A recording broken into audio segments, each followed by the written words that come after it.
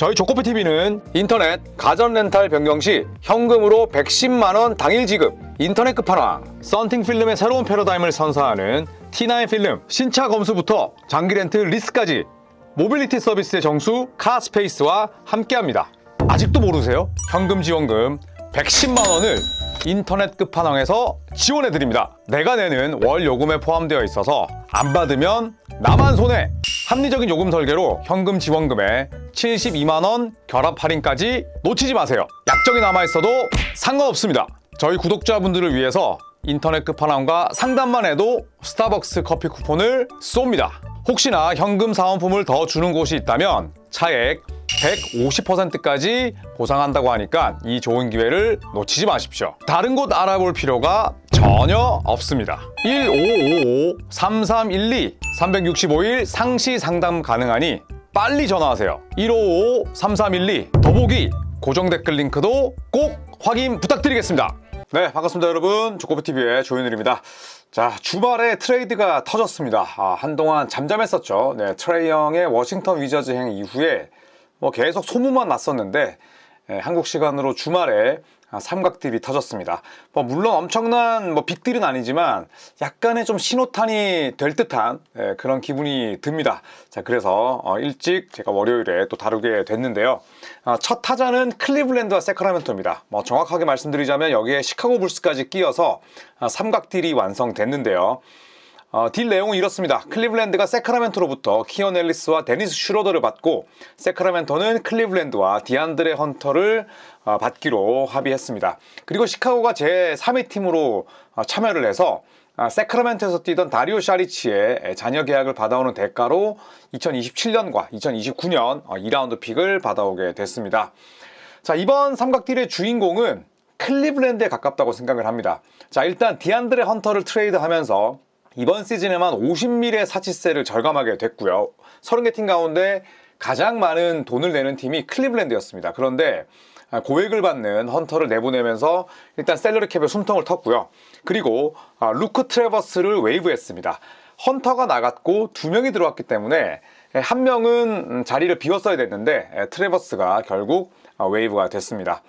자, 그런데 당초 헌터 영입에 2장의 1라운드 픽을 썼었죠. 네, 2장의 1라운드 픽 스왑을 썼었고 또 2라운드 픽 3장까지 소모를 했었는데 결국에는 내보냈는 데까지 한 장까지 쓰면서 총 2라운드 픽 4장을 소모하긴 했습니다만 헌터 실패를 빠르게 인정한 셈이 됐고요. 네, 그리고 또 당장 써먹을 수 있는 데니스 슈로더와 키언 앨리스를 영입했기 때문에 이 딜은 나쁘지 않다고 생각을 합니다.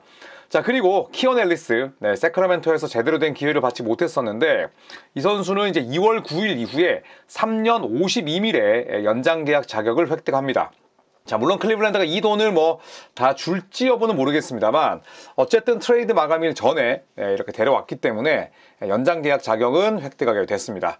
자, 그리고 클리블랜드는 이에 그치지 않고 론조볼의 10밀짜리 계약을 트레이드로 내보낼 계획도 짜고 있습니다. 후속 트레이드를 곧바로 도모한다라는 루머가 나왔었고요. 일단 데니스 슈러더와 키언 앨리스를 영입했기 때문에 론조볼을 대체할 수 있는 선수를 2명이나 데려온 셈입니다. 이거는 결국 론조볼을 후속 트레이드로 반드시 내보내겠다라는 그런 의사의 표명이라고 봐야겠죠.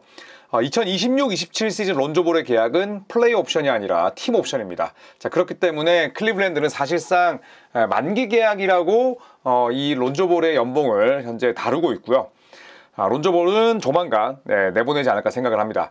자, 그리고 데니스 슈로더의 자녀 계약을 한번 살펴보면 2025-26 시즌 14.1밀, 그리고 다음 시즌 14.8밀, 그리고 27-28 시즌에 15.5밀입니다. 그렇게 비싸지 않죠. 네, 거의 미드레벨 익셉션 수준입니다. 그리고 2028년 여름에는 UFA가 되고 그리고 키언 앨리스는 2026년 여름, 그러니까 올해 여름에 비제한 자유계약 선수로 풀리게 됩니다. 자, 세크라멘토도 한번 살펴볼까요? 네, 세크라멘토는 키언 앨리스를 내보내는 대가로 픽을 추가한 게 아니라 데니스 슈로더의 계약을 없애고 싶어 했기 때문에 오히려 픽을 소모했습니다. 물론 1라운드 픽은 아닙니다만 2라운드 픽을 내주게 됐고요.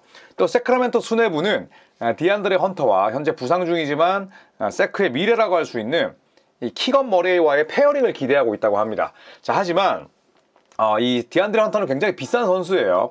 더 비싼 셀러리를 받는 헌터를 영입하게 되면서 일단은 사치세를 초과하게 됐고요.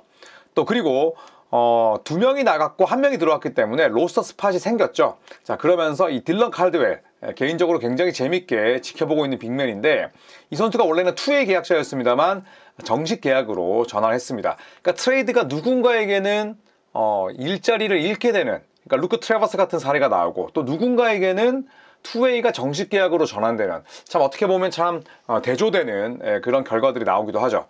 자, 헌터가 비싼 계약자라고 말씀을 드렸었는데 2호 26 시즌, 이번 시즌 23.3mm고요.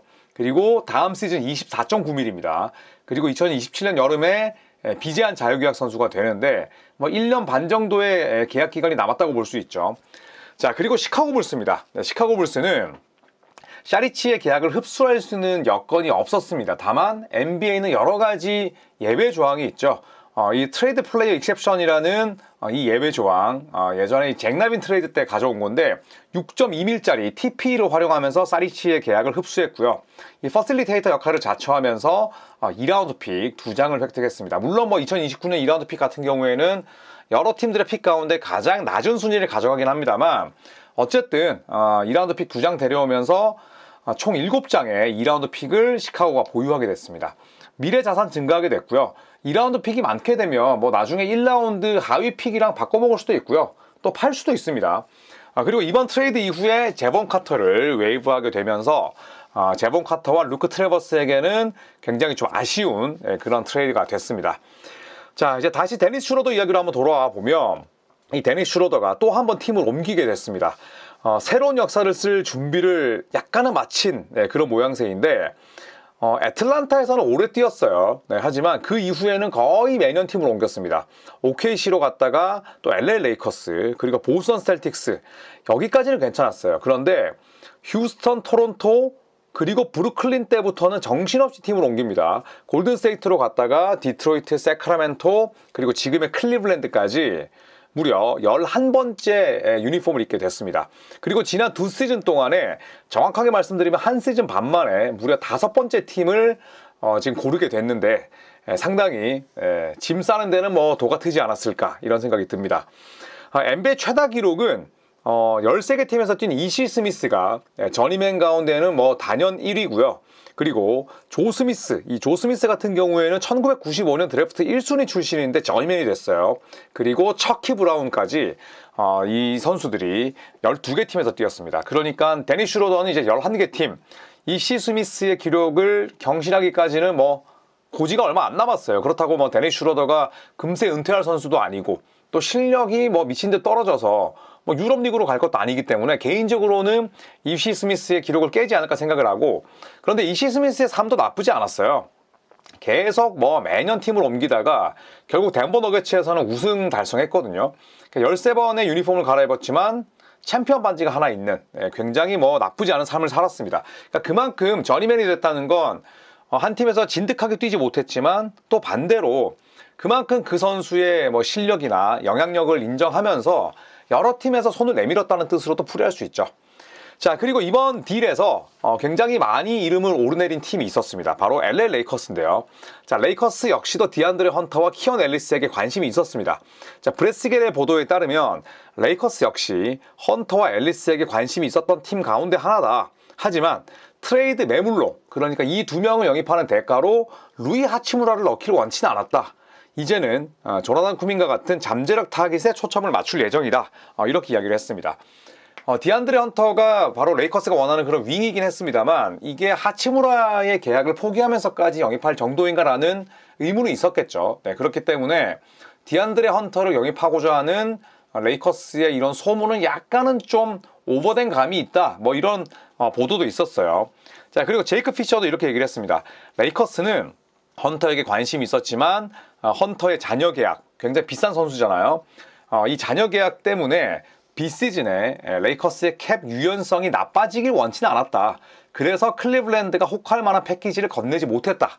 이렇게 이야기를 했습니다. 그러니까 레이커스가 엄청난 의지를 갖고 디안드레 헌터 영입을 위해서 모든 걸 던진 건 아니고 간 정도 맞다. 뭐 이렇게 볼 수 있겠죠.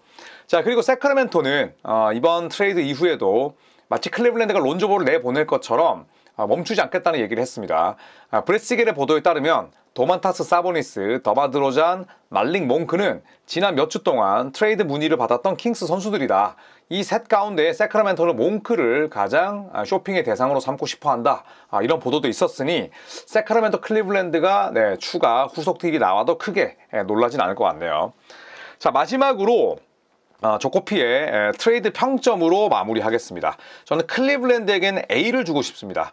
일단 디안드레 헌터의 미래 자산을 소모해야 했지만 빠르게 헌터 영입이 실패로 돌아갔음을 인정하고, 또 슈로더, 앨리스는 클리블랜드는 지금 리빌딩 팀이 아니잖아요. 우승을 노리는 팀이기 때문에 이 두 명은 대단히 좋은 조각이 될 수가 있습니다. 또 론조볼 트레이드도 시킬 수 있는 방안까지 마련했고요.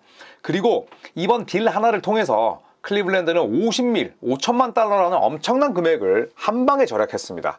자, 그렇게 되면서 론조볼을 또 내보낼 수 있는 그런 여건까지 마련했다는 말씀을 드렸었고요. 다만 키언 앨리스는 반년 렌탈 위험도 함께 존재한다. 물론 키언 앨리스가 나간다고 해서 클리블랜드의 근간이 흔들리진 않겠지만 그래도 앨리스의 계약은 다소 불투명하다, 이렇게 볼 수가 있겠죠.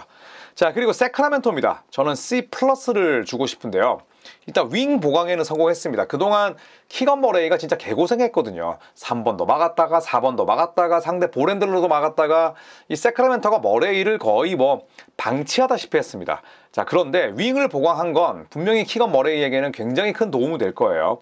다만 헌터의 잔여 계약은 2년 48.2mm입니다.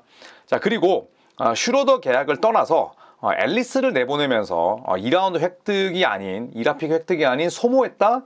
이것도 굉장히 아쉬운 거죠. 가장 큰 이유는 데니 슈로더의 계약을 본인들이 잘못 맺었기 때문이고, 또 하나는 키온 앨리스의 가치를 세크라멘토가 스스로 떨어뜨렸어요. DNP 시켰다가 또 이런저런 역할을 맡겼다가 교통정리조차 못했습니다. 그렇기 때문에 세크라멘토는 트레이드를 단행하긴 했지만 세 팀 가운데서는 가장 실익은 없었다, 이렇게 볼 수가 있겠죠.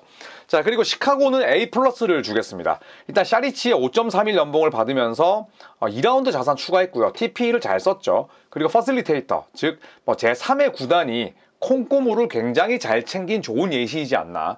그러면서 시카고 불스가 엄청난 픽 부자는 아니지만 2라운드 픽 7장이면 양으로 놓고 봐도 나쁘지 않거든요. 그렇기 때문에 저는 시카고 불스는 오랜만에 장사를 잘 했다, 이렇게 생각을 합니다. 자, 이상 이번 주 일요일에 터졌던 삼각 트레이드 손익계산서와 함께 살펴봤습니다. 본격적인 트레이드 시장, 하지만 저는 금요일에 출국을 해야 되는데 그래도 최대한 시간 쪼개서 다양하게 트레이드 디테일을 살펴보도록 하겠습니다. 여러분, 이번 주도 굉장히 재밌는 소식이 많이 터지길 기대하면서 한 주 힘차게 시작하십시오. 고맙습니다.